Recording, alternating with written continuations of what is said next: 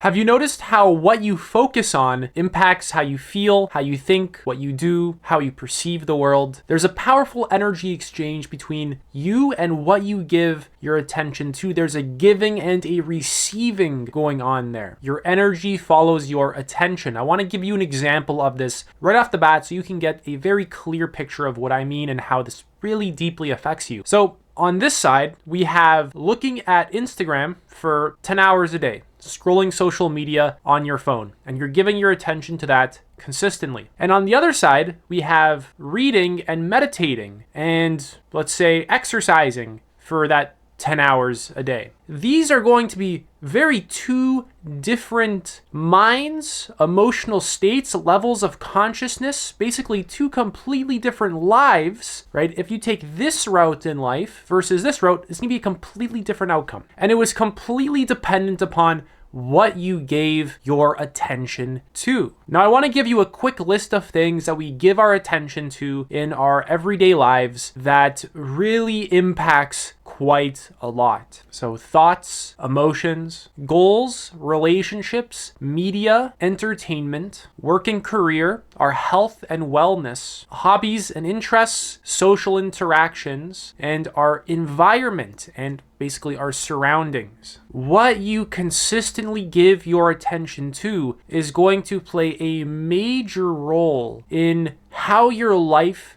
gets constructed and how your mind gets constructed in your sense of identity. And I want to just give you more ideas about how this actually works.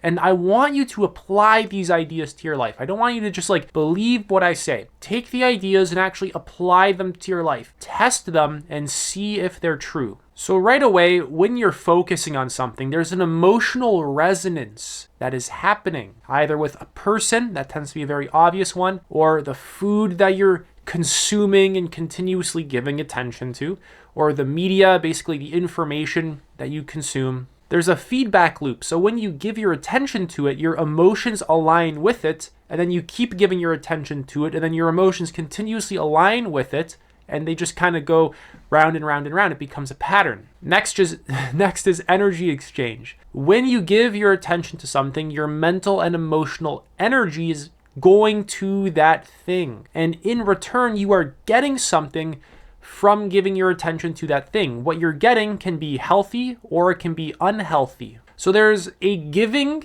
and a receiving going on. Like right now, when you're watching this video, you're giving me your attention. I'm giving you something and you're receiving something, right? And you're giving me your attention, and for your attention, you're getting something out of it. It's like this with absolutely everything that you're going to be giving your attention to. Next is identity formation. The things that you actually give your attention to are going to be integrated into your self-concept, into your sense of self. What you give your attention to is going to impact how you perceive yourself, how you perceive the world, and how you relate to all of these things. What you give your attention to shapes up your identity. For example, if you have a pet dog, right, and you continuously give your attention to that dog, you're going to build a connection to that dog. You're going to feel identified with that dog. You'll say, hey, that's my dog, or you're just going to feel very close to that dog, like you're in a connection with that dog. It's going to impact your sense of who you are.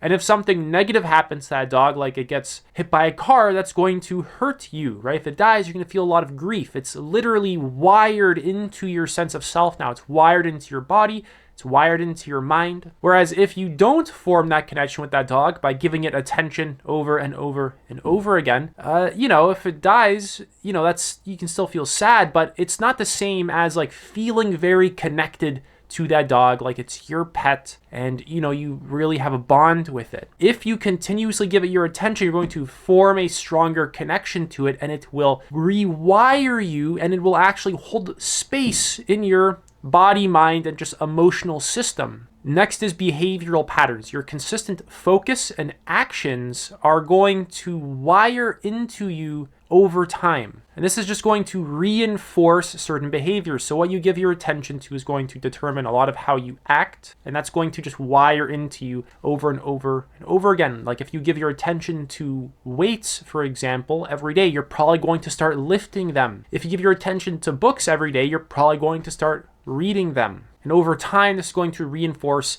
certain behaviors. If you give your attention to certain people every day, you'll probably build connections to them. So there's healthy things that can happen because of this, and there's unhealthy things that can happen because of this. Next is the relationship between your focus and your perceptual filter. What you give your focus to can easily act as a perceptual filter that you're, filtering the world through. For example, you can just continuously give your focus to a certain set of beliefs, and now you're just going to start reinforcing those beliefs in your own mind. They can close you down, right? Or you can give them to new perspectives, new information, new levels of consciousness, states of consciousness, experiences. And this is going to change your mind, right? So you can kind of see where I'm going with this here. The things that you give your focus to shape up your world view. And we tend to prioritize certain information and we give it our focus, and simply by prioritizing it and giving our attention to it, we start to get programmed by it for good or for bad. Next is cognitive bias and your focus. So continuously focusing on certain sets of information, systems of information. This programs your mind. Like I said, this can lead to certain biases within your thinking and your overall perception of life. And we tend to seek out more information that continuously reinforces our existing points of view, right? This is like the norm for most people. Whereas you can make the counterintuitive move and give your attention to ideas and information that contradict your own point of view. So you can get a larger picture of what's going on rather than being trapped within your perspective, which typically is not very accurate. Your perspective is often very biased, very contracted, right? There's not a lot in there. It's just like one perspective. You actually need to fill up your mind with like a whole kaleidoscope of perspectives. You want like all of these lenses to kind of like look through reality through, so that you're not trapped in any particular, framework, any particular lens. Next is motivation and goals. So what you give your attention to is going to impact motivation levels and what you believe should be your goals in life. So if you're in a gym every single day, you're giving your attention to a gym, you're going to have goals now. They'll just start to happen naturally that are aligned with probably building big muscles or certain cardio goals like running for 30 minutes a day. And if you're in a library, then books will get your attention and you'll probably want to read like a book a week, for example. You'll notice that just simply what you give your attention to is going to impact how your mind forms goals and what it is motivated towards. And then your efforts, basically your energy, is going to be acting in alignment with those goals. And it was completely dependent upon what you gave your focus to.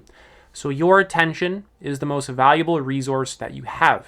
You actually have to be conscious of what you're continuously giving it to, because if you continuously give it to garbage, then it's going to create garbage within your own psyche. If you continuously give it to healthy things, then you're going to create health within yourself. That's it for this video. I'm offering one-to-one coaching. You can book a free call. Link is in the description. Take it easy.